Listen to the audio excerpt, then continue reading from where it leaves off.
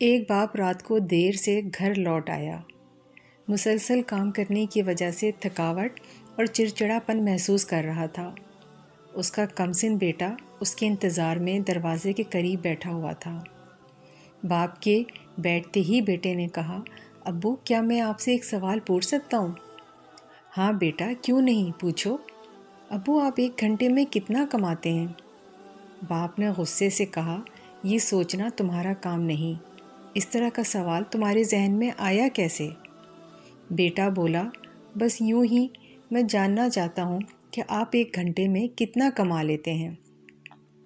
باپ، اگر تم ضروری جاننا چاہتے ہو تو ٹھیک ہے، سوچتے ہوئے، 500 روپے۔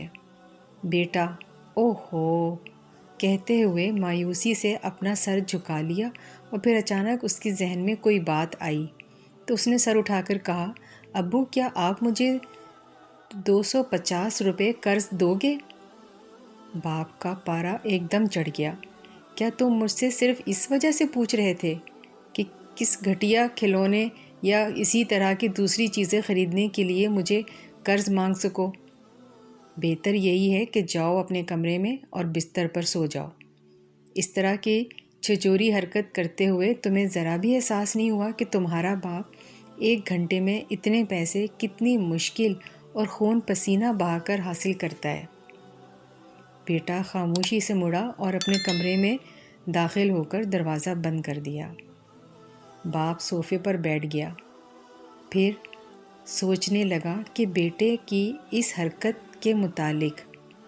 یہی سوچ رہا تھا کہ کیوں اس نے مجھ سے اتنے پیسے مانگے، ایسی کیا ضرورت پڑ گئی؟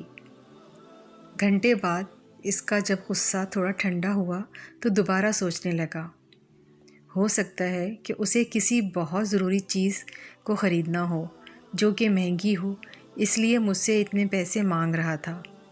ویسے تو اس نے کبھی مجھ سے اتنے پیسے نہیں مانگے ہیں۔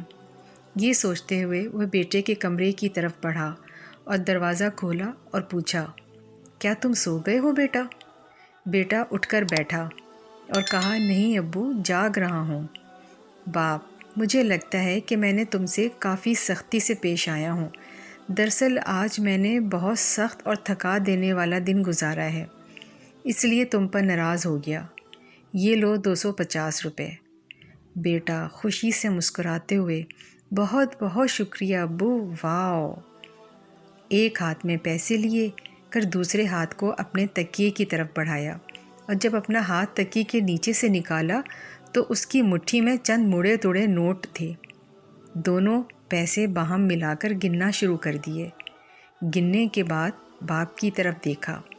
باپ نے جب دیکھا کہ بیٹے کے پاس پہلے سے بھی پیسے موجود ہیں تو اس کا غصہ دوبارہ چڑھنا شروع ہو گیا۔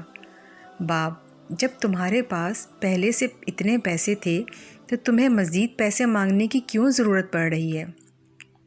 بیٹا، دراصل میرے پیسے کم پڑ رہے تھے، لیکن اب پورے ہیں۔ اب میرے پاس پورے 500 روپے ہیں۔ پیسے باپ کی طرف بڑھاتے ہوئے، ابو میں آپ سے آپ کا 1 گھنٹہ خریدنا چاہتا ہوں۔ پلیز کل آپ 1 گھنٹہ پہلے آ جائیے گا تاکہ میں آپ کے ساتھ کھانا کھا سکوں۔ باپ سکتے میں آ گیا، باہیں پھیلا کر بیٹے کو آغوش میں لے لیا اور خوب بھری آواز سے اس سے اپنے رویے کی معافی مانگنے لگا۔ ذرا سوچئے، کہیں ایسا تو نہیں کہ زندگی کی روزمرہ کی بھاگ دوڑ میں آپ بھی اپنے بچے یا دوسرے گھر والوں کو وقت نہ دے پا رہے ہوں؟